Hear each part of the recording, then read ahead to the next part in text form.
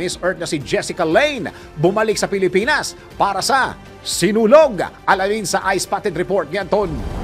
Nag-enjoy ng gusto ang reigning Miss Earth mula sa Australia na si Jessica Lane nang dumalo ito sa Sinulog Festival sa Cebu. Game na nakipag-picture taking at nakipag-selfie ang Earth Warrior sa mga Cebuano at ilang mga turista sa nasabing event. Sakay ng float ng tuburan, makikita ang saya ng Miss Earth 2024 kung saan walang kapaguran itong kumakaway sa mga Pinoy pageant fans. Pagkatapos ng sinulog ay dumiretso ang beauty queen sa Tuburan 360 Resort sa Tuburan, Cebu kung saan na-experience ito ang breathtaking view na nasabing resort. Kinabukasan naman ay in-explore ng beauty queen ang nasabing lugar sa pamamagitan ng ATV adventure. Si Jessica Lane na isang environmental journalist ang kauna-unahang Miss Earth winner mula sa Australia.